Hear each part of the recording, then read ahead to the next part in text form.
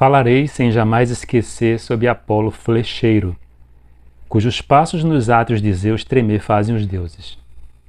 Já levantam-se todos se acaso por perto se move, os assentos deixando quando o arco luzente ele estica. Leto fica sozinha com Zeus, que nos raios se apraz, a dureza da corda relaxa e a féretra retranca, e depois, pondo as mãos nas robustas espáduas do deus, dependura seu arco em dourado, remate ante Zeus numa coluna. Ela mesma o conduz a assentar-se no trono, convidando o querido rebento. Hino homérico a Apolo. Sejam todos muito bem-vindos ao canal Mitologia Grega de A a Z. Meu nome é Sérgio Paulo de Melo Feitosa, sou mestre em Ciências da Religião, psicólogo clínico, e estou aqui em um conteúdo de mitologia grega, trazendo uma continuidade de um conteúdo que já tinha sido postado, começado a se postar. E aqui eu vou fechar a segunda parte dos deuses olímpicos. Aqui hoje eu vou falar sobre os filhos olímpicos, para depois nós começarmos a falar sobre os deuses subolímpicos. Eu pensei até que nós conseguiríamos fechar esse conteúdo hoje, mas pela quantidade de divindades e também até pela própria quantidade de informações que eu poderia dar em relação a essas divindades, esses deuses, eu percebi que eu não ia conseguir. Inclusive eu acabei deixei gravado que eu iria fechar. Hoje eu não vou fechar, tá? Então hoje eu vou falar aqui dos 8 deuses, que são 8 filhos de Zeus, para depois no outro conteúdo que vai acontecer na semana que vem, eu falar sobre os deuses subolímpicos, que foi uma postagem minha, uma fala minha na semana passada. Esse conteúdo aqui deu trabalho, eu já refiz ele várias vezes, mas enfim, para mim é um prazer poder estar aqui falando das divindades mais uma vez mais. Para mim acaba sendo até uma fonte de cada vez mais recordar certas coisas que eu acabo esquecendo, até porque o roteiro está na minha cabeça. Eu não tenho nada escrito aqui, apenas em alguns momentos eu trago os livros e aí eu mostro para todos que estão assistindo. Então pode acontecer às vezes de eu cometer algumas, não incorreções, mas até esquecimentos. Então se você chegou até aqui por alguma indicação do YouTube, muito obrigado pela sua presença, pela sua participação. Se inscreva no canal, dê o seu like, ative as notificações. Todas as semanas eu estou postando conteúdos de mitologia grega aqui no canal Mitologia Grega de A a Z. E se você desejar, divulgue entre seus amigos, pessoas conhecidas, que você sabe que assim como você gosta desse conteúdo ou do conteúdo de mitologia grega, vai ser um prazer contar com a presença de todos aqui, tá? Deixar um forte abraço.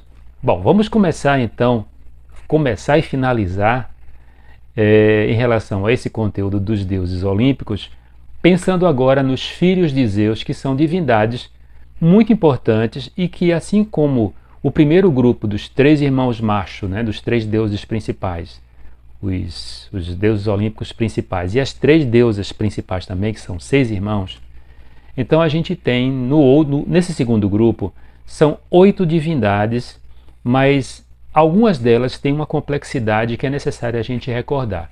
E também recordo aqui que esse conteúdo é de uma introdução, ele não é uma apresentação mais detalhada, de jeito nenhum. Então aqui eu vou falar depois, quando eu terminar os deuses subolímpicos, aí sim eu vou entrar especificamente em cada conteúdo de cada divindade, com todas as variações, histórias, contos, seja o que for possível, para com que cada pessoa que chega aqui, cada um que chega aqui, tenha de fato um conteúdo, informações boas, legais, de profundidade. Então, começando agora com o nosso conteúdo, então vou falar agora de Apolo, que é uma divindade extremamente importante. Apolo foi o primeiro deus que eu me debrucei de uma forma mais profunda, ainda quando eu tinha meus 14 anos, a partir de uma coleção que eu recebi de presente da minha irmã mais velha, Teresa. Quero deixar aqui até um abraço para ela, e que foi a primeira divindade em que eu fui apresentado na mitologia grega, e a apresentação é essa, início esse do qual eu não parei mais. Apolo é o deus da luz, é o deus sol, mas também Apolo é o deus da medicina, é o deus da profecia, é o deus da beleza, é o deus da inteligência. Ele é uma das divindades e foi a divindade com o culto mais famoso na Grécia tradicional, na Grécia clássica. O templo de Delfos, que era o templo dedicado a Apolo, ele recebia visitantes ilustres e anônimos, reis e plebeus, querendo saber o que o Deus tinha a dizer para eles, né? Apolo era um deus extremamente respeitado, inclusive quando ele chega até Roma, ou quando ele chega até mesmo dentro dos aspectos daquelas culturas latinas ali, Apolo ele não sofre qualquer alteração na sua mitologia, ele passa a ser incorporado, ele vem meio que, ele entra naquelas culturas ali. Apolo é filho de Zeus e da deusa Leto, que é uma divindade muito querida dentro da mitologia, dentro dos deuses, com exceção da esposa de Zeus, até porque Leto foi amante de Zeus. E assim como acontecia com todos os casos extraconjugais do grande Deus, perseguia ou as amantes ou perseguia os filhos dessa relação. Tem uns quero-quero aqui passando agora cantando, mas vamos deixar, tudo bem. E aí, acontece o seguinte, que quando Leto estava para dar à luz, né, ela ia dar à luz a gêmeos, proibiu, falou para sua avó, né, que é a deusa Geia, que nenhum canto da terra permitisse que Leto parasse para poder gestar. Então, em todos os cantos do planeta, em todos os cantos da Terra, nenhum canto queria ficar com ela para que ela repousasse ou mesmo tivesse ali o momento do seu parto. Um problema isso, né? E o único local que aceitou foi uma ilha, que era uma ilha flutuante, Orígia, e essa ilha tinha sido irmã da própria Leto, que foi transformada pelos deuses nessa ilha flutuante, né? Essa ilha depois ela vai ser fixada exatamente porque ela deu luz a duas divindades muito importantes na mitologia, que é a Apolo e Ártemis. Então, além dessa dificuldade, Hera possuía do seu hierógamos com Zeus uma filha chamada Ilítia, a deusa dos partos, e que fez com que Ilítia não fosse dar atenção no momento do parto a Leto. O que é que aconteceu? Leto sofreu durante muitos dias para com que os filhos nascessem. Alguma variação do mito diz que Ilítia se cruzou na soleira da porta. Outros mitos falam que Ilítia foi chamada por Hera para com que Hera distraísse ela e ela não conseguisse dar atenção devida à parturiente. Então, primeiro nasce Ártemis, e Ártemis, logo em seguida, ao nascer, ela vai ajudar a mãe para com que ela desse à luz a Apolo, que era a criança que iria nascer. Tão apavorada ficou Ártemis com o sofrimento de Leto, que ela decidiu nem querer se aproximar mais de nenhuma figura masculina, fosse humano, fosse mortal ou divino. Mas voltando para Apolo, então Apolo é esse deus que vai simbolizar o Sol, mas Apolo vai ser muito mais associado no decorrer do tempo à profecia e à medicina. Inclusive vai ter um filho famoso que é Asclépios. No sentido amoroso, Apolo não se deu muito bem nas suas relações. Existe um amor famoso dele, que é em relação a Dáfne, filha do rio Peneu, e que foi um amor não correspondido e que termina tragicamente, né? Dáfne preferiu ser transformada, ou pediu uma transformação meio que implícita, o próprio texto fala, de alguma coisa para poder escapar das investidas de Apolo. E os deuses compadecidos transformaram ela no loureiro, né? Loureiro esse que Apolo vai incorporar às suas ações. Tanto que em muitas representações de Apolo, ele está com folhas de louro ou nos cabelos ou na própria cítara, que ele também é o deus da música, tá? Por isso que ele está sempre junto com as musas. A divindade a seguir, eu acabei comentando agora, que será a deusa Ártemis, que simboliza a lua. Assim como Apolo simboliza o sol, Ártemis simboliza a lua. Então, Ártemis é a deusa da caça, é a deusa dos animais silvestres, né? A deusa dos animais selvagens. Ela é também uma protetora das fêmeas grávidas, mesmo que o mito tenha falado de que ela tinha resistência a qualquer tipo de intercurso com mortais ou deuses, mas independente disso, o mito fala que ela teve um grande amor, que é o caçador Órion. Outros dizem que Órion era um perseguidor. Então existem essas variações em relação à divindade, tá? Então ela era também extremamente cultuada, ela teve um culto famoso em Corinto, pela característica que ela tinha de não querer qualquer intercurso com mortais ou deuses. Ela tinha um séquito de ninfas que ela proibia terminantemente de ter qualquer tipo de relacionamento, qualquer que fosse, tá? Tanto que ela punia severamente quem tentasse, quando ela descobria que a ninfa ou que a participante do séquito tinha algum tipo de relacionamento. Existe um caçador chamado Acteon, que ele inadvertidamente ele assistiu, ele estava na caça, né, ele estava caçando, e ele encontrou inadvertidamente todo o séquito de Ártemis. Elas estavam tomando banho e Ártemis estava entre elas. O mito fala que elas cercaram Ártemis para que ele não visse a nudez, mas mesmo assim não foi suficiente e Acteon foi transformado num animal, né? A próxima divindade que eu vou falar é a deusa Atena, uma divindade muito querida por mim. Gosto muito do personagem Atena. Atena é a deusa da inteligência, a deusa da guerra justa, a deusa dos artesãos, a deusa de uma certa industrialidade, ou de uma certa industrialização, podemos dizer assim, né? Ela é uma deusa que teve um nascimento muito curioso. Então ela era filha de Metis e de Zeus, é o segundo hierógamos de Zeus, né? Porque teve um primeiro hierógamos de Zeus, que é com Mnemosne, quando ele foi pai das musas. E havia um oráculo em que dizia que um filho de Zeus e Metis seria maior do que o pai. Quando ele descobriu que Metis estava gestante, ele, num certo momento em que ela foi deitar com ele, ele engoliu ela. A gestação continuou dentro dele e, completado o prazo, completado o período do fim da gestação, ele estava com Hermes, inclusive, passeando à beira de um lago, o lago Tritones, quando ele começou a sentir uma dor de cabeça insuportável e ele começou a gritar, e Hermes, sem saber o que fazer, chamou Hefestos.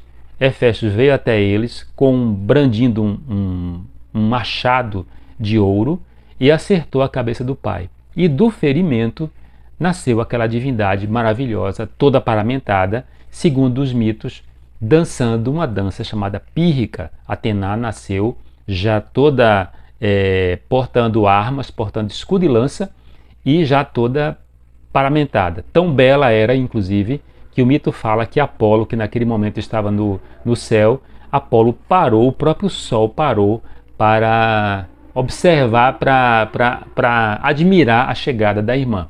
Por isso, inclusive, que em alguns momentos, que eu falei agora em relação àquela questão do lago Tritones, em muitos momentos ela é chamada de Tritogênia. Por quê? Porque foi gerada à beira do lago Tritones. Atena vai ser a deusa da guerra justa e ela vai proteger todos os grandes heróis da mitologia, estão sobre os cuidados e a proteção de Atena. Os mais famosos, Héracles, Aquiles e Odisseu, né? Alguns outros depois eu vou falar. Bom, o penúltimo, desse grupo da letra A é o deus Ares. Diferentemente de Atena, que é a deusa da guerra justa, Ares ele é o deus da guerra pela guerra. O culto de Ares não foi um culto muito disseminado, ou pelo menos não se encontrou muitos registros, muitas ruínas, por exemplo, de templos dedicados a Ares. Aparentemente era uma divindade muito antiga e do qual os gregos, na medida em que eles se viam envolvidos nas ações belicosas, era como se houvesse uma certa vergonha alheia de ter aquela divindade que era chamada de bebedor de sangue junto com eles. E na Ilíada, Homero chega a dizer, através da boca de Zeus, que ele era detestável. Zeus achava ele detestável, dizia que ele tinha um gênio parecido com a mãe. Ares tinha um séquito próprio, inclusive antes das batalhas havia um sacrifício em relação a ele, né? Mas como eu disse, era esse momento em que principalmente ele era cultuado, mas os templos muito espaçados. Então ele tinha um séquito com divindades todas relacionadas à belicosidade, como Belona, que em alguns textos fala de que ela era irmã dele. Belona é a deusa da guerra, o nome Belonave, né? Os navios de batalha vêm de Belona. Também andava com ele Nêmesis, que é a deusa da vingança, uma divindade muito antiga, está naquele grupo de divindades primordiais, e 2 filhos dele que simbolizavam o terror e o pavor, Phobos e Deimos. Filhos esse nascido de uma relação que ele teve com a deusa Afrodite. Inclusive ele vai ser pai também, curiosamente, de uma divindade chamada Harmonia, mas eu vou falar dela depois. Ele teve também filhos que ora estão associados a criminosos, também teve filhos relacionados a heróis, mas ele tem essa característica conturbada, né? Inclusive também sempre levava pior quando ele enfrentava Atena nos campos de batalha. Atena sempre se saía melhor do que ele.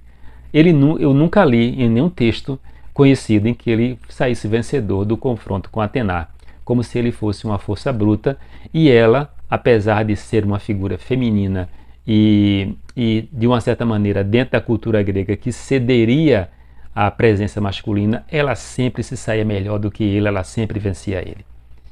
Para fechar esse grupo da letra A, então, finalmente Afrodite, que é uma divindade também extremamente complexa, que veio migrando de todo o Oriente ali, com vários pedacinhos até chegar na Grécia. E a gente sabe que existem várias Afrodites. Eu vou aqui nesse momento de introdução pontuar a Urânia e a Pandêmia.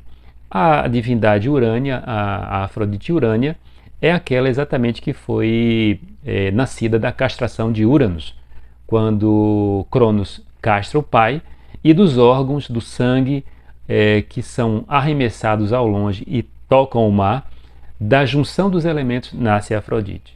Há uma outra Afrodite que já tem uma origem associada à filha de Zeus, e é por isso que inclusive eu coloquei ela nesse grupo de divindades filhas de Zeus, com uma divindade chamada Dione. É essa Afrodite que está presente no texto da Ilíada, tá? Então, Afrodite é a deusa do amor, é a deusa da beleza, é a deusa das relações sexuais. Então, ela era uma divindade em que ela promovia o intercurso, a relação física e emocional entre as pessoas e entre os seres, né? O conto fala que quando Afrodite passava, o relacionamento íntimo entre os bichos acontecia naturalmente, ela estimulava bastante esse tipo de coisa, né? Ela vai ser casada com Hefestos, um casamento do qual ela não quis, mas ela foi obrigada por conta de uma história que ela se envolve em terceiro ponto, porque a história toda começa a partir do problema que aconteceu com Hera e Hefestos, mãe e filho, e Hefestos aprisionou Hera num trono e só liberaria Hera daquele trono se fosse dado a ele de casamento Afrodite. Mesmo não concordando, Zeus obrigou Afrodite a se relacionar com Hefestos. Só que ela passa a trair Hefestos com o irmão Ares. E aí tem aqueles filhos que eu tinha falado antes, agora na parte de Ares, em que ela vai ser mãe de Phobos e Deimos, e de Harmonia, que vai se casar com um herói, que é o herói Cadmo. É um herói ele é um herói fundante, tá? É herói de uma cidade, ele é herói de uma cidade, é um herói fundante. Então, assim, o relacionamento de Afrodite com Ares é um relacionamento que percorre a mitologia. Ele é muito mais recordado do que o próprio relacionamento dela com Hefestos.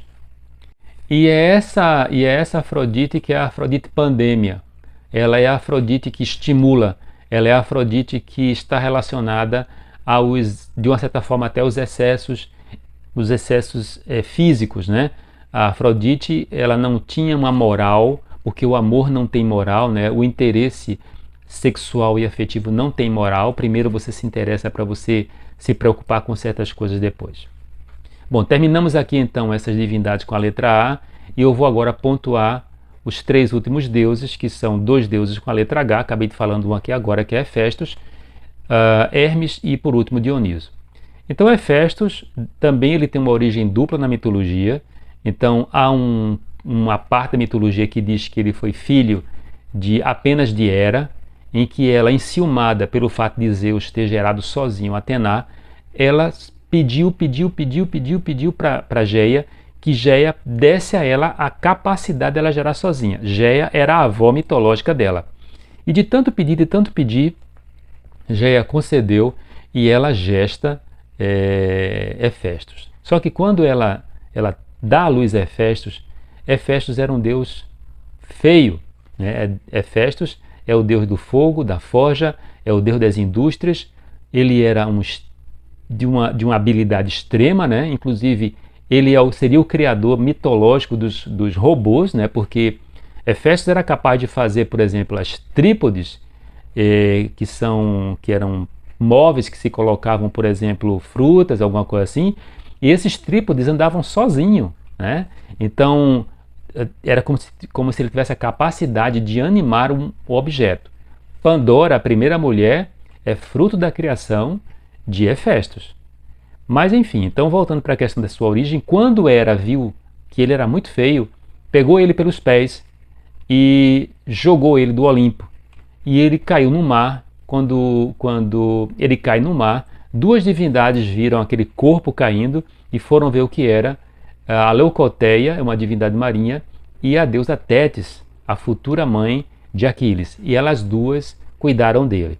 Uma outra história em relação à origem de Hefestos fala de que, ao invés de ele ter nascido somente por Hera, ele era filho de Zeus e de Hera. E num dia lá no Olimpo, porque eles brigavam bastante, eles não eram uma família muito modelo nesse aspecto, eles estavam brigando e Hefestos tentou interceder pela mãe. Zeus não gostou, pegou ele pelos pés e arremessou ele do Olimpo. Diz a história que ele caiu durante 9 dias e 9 noites e por conta dessa queda ele ficou coxo. Essa história vem sendo contada na Ilíada. Então, Hefestos ele tinha uma forja embaixo do Monte Etna. Ali ele confeccionava as armaduras e as roupas de todos os deuses. Todos os palácios divinos foram construídos por Hefestos. E Hefestos é pai de um personagem que é envolvido em violência, em violência. Ele tentou violentar a sua irmã Atena num dia em que ela foi solicitar para ele uma nova armadura e ele, instigado pela beleza de Atena, ele tentou violentá-la. E não deu certo, felizmente, né? Mas mesmo assim, quando ela tenta afastar ele, ele consegue ejacular e nas coxas dela ela pega um pano, um trapo e joga no chão.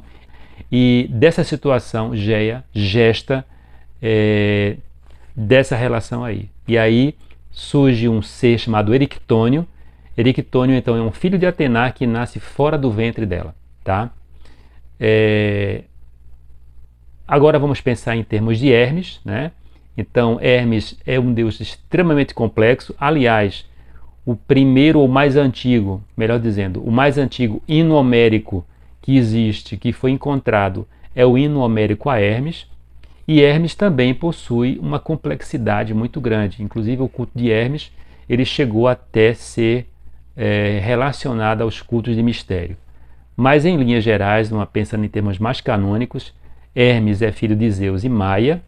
Hermes é o deus das encruzilhadas, é o deus das madrugadas.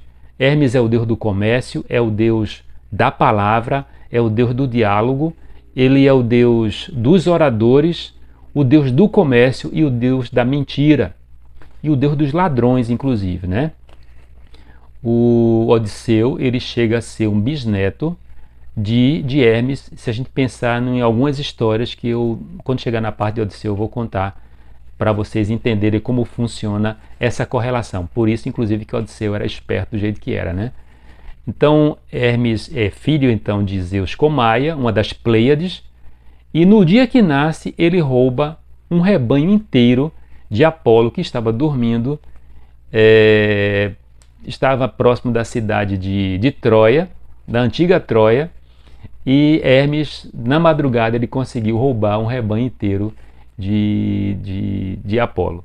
Hermes também vai ser depois o arauto de Zeus. Ele é o deus que levava as mensagens de Zeus. Ele vai ser também, num certo momento, relacionado a ser condutor de almas. Ele é chamado um deus psicopompo.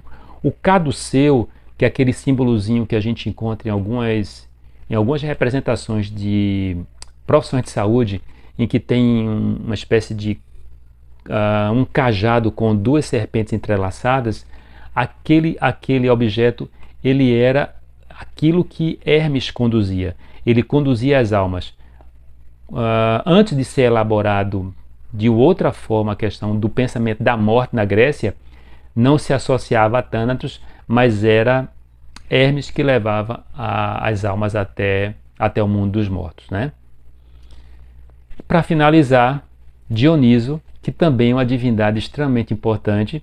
Dioniso é filho de Zeus e da princesa Semele, e ele nasce também de uma condição muito curiosa, muito diferente, em que ele foi arrancado do ventre da mãe, porque ela foi envolvida numa história perpetrada pela deusa Hera, em que ela pega fogo, e Zeus, para proteger o filho que estava no ventre da amante, ele arranca, costura na coxa, para com que depois, completado o tempo necessário para a gestação, Dioniso nasça e sai pelo mundo. Então Dioniso é o deus do vinho, é o deus da alegria, de uma certa forma também associado ao deboche, aos excessos provocados pelo vinho, tá? Vinho aquele, melhor dizendo, que é de um pouco diferente do nosso vinho, né? Os gregos não tomavam vinho puro, tá? Eles misturavam o vinho com água. Na antiguidade não se tomava vinho puro, se acreditava que o vinho puro enlouquecia. Bom, então ele vai ser o único desse grupo que é um semideus. Então todos eles, como vocês observaram, todos são gerados por um deus ou por dois deuses. O único que é gerado por um deus e uma mortal é exatamente Dioniso. Então ele teve que percorrer o mundo tentando provar a Zeus a sua importância, tentando mostrar a Zeus a sua relevância. Até que um dia um professor dele, o Sileno, que tinha descoberto o vinho, ele ensina a Dioniso a técnica de fazer vinho. E Dioniso incorpora para ele isso aí. E vai ser considerado, de fato, o descobridor do vinho, né?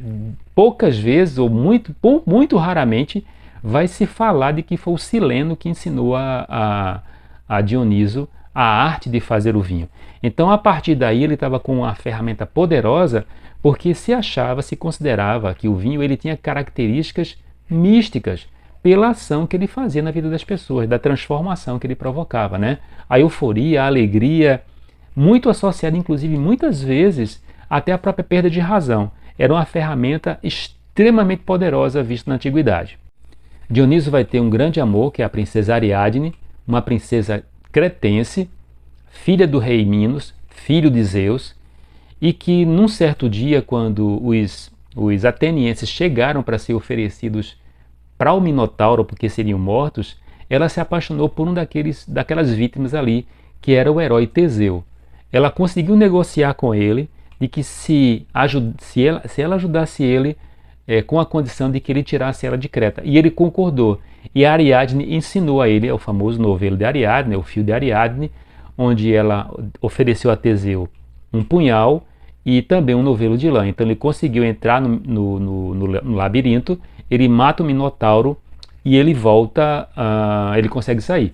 E ele de fato leva a Ariadne. Só que ele não estava com a menor intenção de ter qualquer tipo de relacionamento maior com a Ariadne. No momento em que ela dorme, ela adormeceu no momento lá do mar, ele para numa ilha, que é a ilha de Naxos, e ele fez transportar ela com leito e tudo. Colocaram ela lá na praia e foram embora. Quando ela acordou, ela estava sozinha na ilha, não tinha ninguém.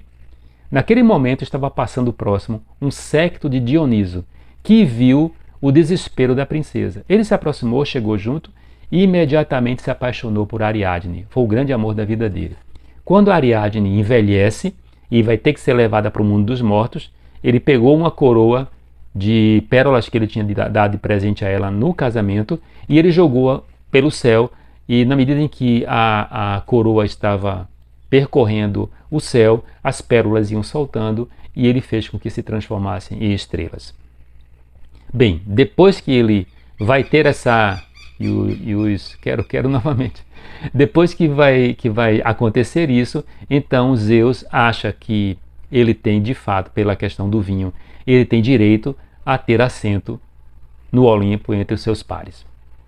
Fechamos, mas isso aqui é uma brevíssima introdução para com que a gente possa ter essa degustação em relação às questões mitológicas que a gente vai, a partir dos próximos conteúdos, tem um próximo que vai ser dos deuses subolímpicos, mas do segundo próximo, então a gente entrar na questão mesmo dos deuses olímpicos, começando com Zeus.